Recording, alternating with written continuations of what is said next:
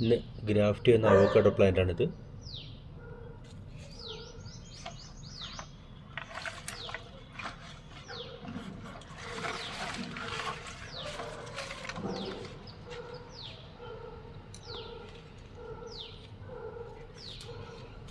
നല്ല കായ്ഫലമുള്ള ചെടിയുടെ സയോണായിട്ട് ഉപയോഗിക്കുന്നത്.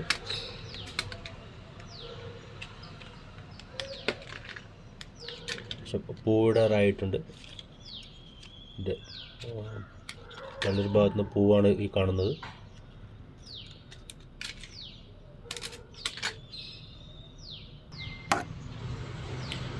ഇലകളെല്ലാം കട്ട് ചെയ്ത് മാറ്റിയതിന് ശേഷം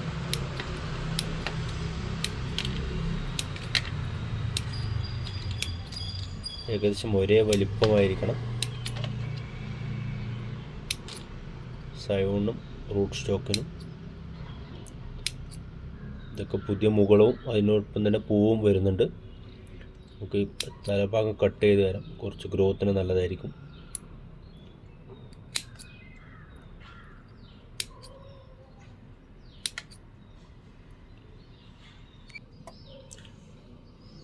അതുപോലെ തന്നെ റൂട്ട് സ്റ്റോക്കിനെ നമുക്ക് റെഡിയാക്കി നിർത്താം.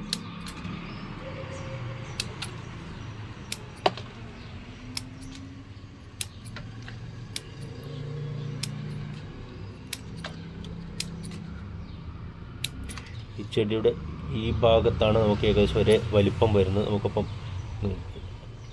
ഗ്രാഫ്റ്റ് ചെയ്യുന്നത് ഈ ഭാഗം തന്നെ നമുക്ക് സെലക്ട് ചെയ്യാം.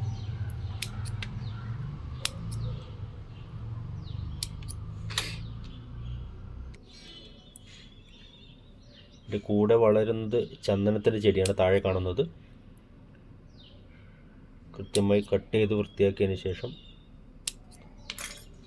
ഇതാണ് നമ്മുടെ ഗ്രാഫ്റ്റിംഗ് നൈഫ്. കൃത്യമായി വെട്ടി വൃത്തിയാക്കിയതിന് ശേഷം ഈ ഒരു രണ്ട് മേഘശ്ശേരി പച്ച കളർ ഉണ്ടാകുന്നതാണെങ്കിൽ പിടിച്ച് കിട്ടുന്നതിന് എളുപ്പമായിരിക്കും.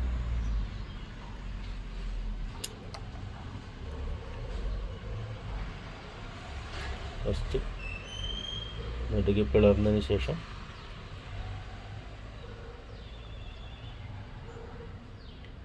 ഏകദേശം ഒരു 3 സെൻറ്റിമീറ്റർ ആഴത്തിൽ എടുത്തിട്ടുണ്ട്.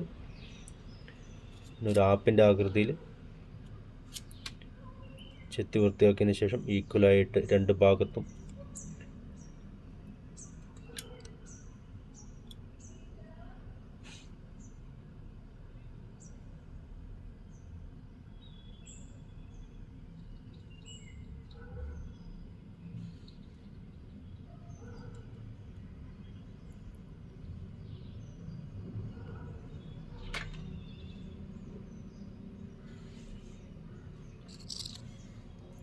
ബഡ്ഡിംഗ് ടാപ്പ് കൊണ്ട് നമുക്കിത് കെട്ടാം.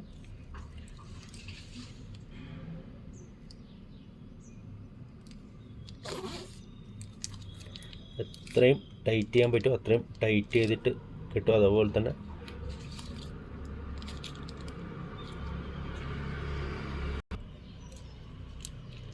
റൂട്ട് സ്റ്റോക്കിൻ്റെ തലപ്പ് ഭാഗം കുറച്ചുകൂടി കട്ട് ചെയ്ത് കളഞ്ഞിട്ടുണ്ട്.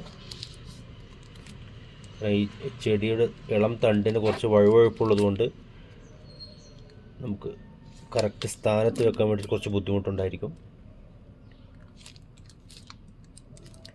നല്ലപോലെ ടൈറ്റ് ചെയ്തതിന് ശേഷം ബഡ്ഡിംഗ് ടാപ്പ്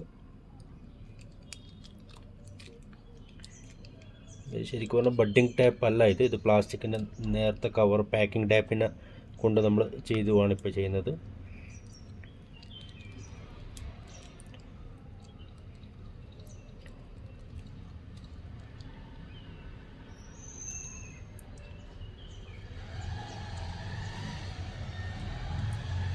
അതുപോലെ തന്നെ ഇത് ചെയ്ത് കഴിഞ്ഞതിന് ശേഷം പ്ലാസ്റ്റിക്കിൻ്റെ ടാപ്പ് വെച്ച് കവർ ചെയ്യുന്നതാണ്.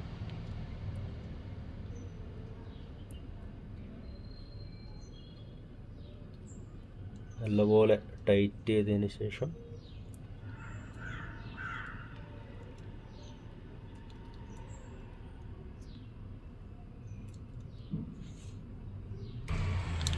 ഇതിപ്പോൾ സാഫ് കലർന്ന വെള്ളത്തിൽ വെച്ച കവറാണ്. സാധാ വെള്ളത്തിലായാലും കുഴപ്പമില്ല, സാഫില്ലെങ്കിലും കുഴപ്പമില്ല. ആ കവർ വെച്ചിട്ട് മൂടി കൊടുക്കണം ഈർപ്പം നിലനിർത്താൻ വേണ്ടിയിട്ട്.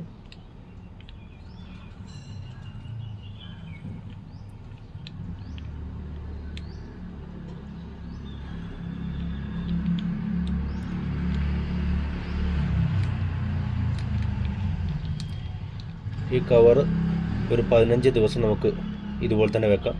അടിഭാഗത്ത് ഒന്ന് കെട്ടിക്കൊടുക്കുന്നതോ റബ്ബർ ബാൻഡോ വേറെ ഒന്നും കെട്ടിക്കൊടുക്കുന്നത് നല്ലതായിരിക്കും. ഇതിൻ്റെ അടിഭാഗത്ത് ഇതുപോലെ ഒരു 15 ദിവസം നമ്മൾ അതിന് ശേഷം ഈ മുകുളങ്ങളിൽ നിന്ന് മുകുളം വരാൻ തുടങ്ങുമ്പോൾ നമുക്ക് ഈ കവർ നീക്കം ചെയ്യാം. പിന്നീട് കവറില്ലാതെ നമുക്ക് സാധാ വെയിലത്ത് വെക്കാം.